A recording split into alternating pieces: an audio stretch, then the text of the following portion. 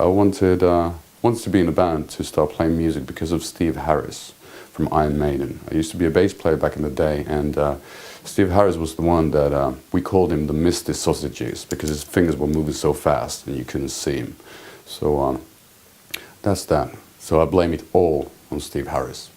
We are definitely a band with special needs, but I'm not quite sure what the band is very, very special. I think the slight speciality about this particular group is the fact that we are not claiming that we are reinventing the wheel when it comes to music. We owe our gratitude and all our tricks to our masters: Sabbath, Typo, Paradise Lost, Anathema, My Dying Bride, Cathedral, Electric Wizard, all those sorts of bands. You know, they're the ones who made us want to play music, and that's, I guess, what makes us special. We're fans.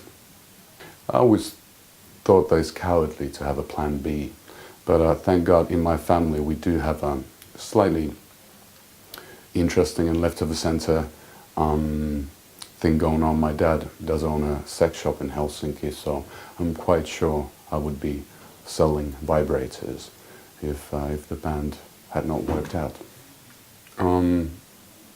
I should probably talk to therapists about it. I'm always anxious and nervous, and before the gigs, if you don't have if you don't have the butterflies, then you've messed up. It's the same thing with releasing of an album or writing a song. You have to be scared. You know, fear is your friend. Making it back from tour, yeah. Well, I think that after a few weeks of touring, you kind of wish that you would just peacefully die in your sleep in the bunk of a bus because you can't take another day.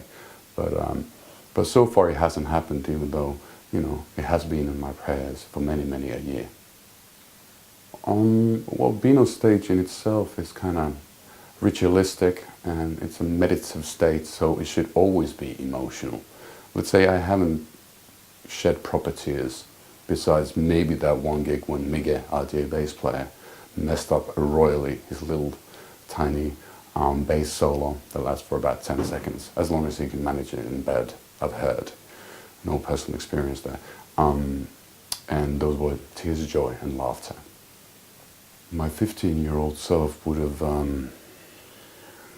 probably hated what he's seeing, because when I was 15 I hated old people.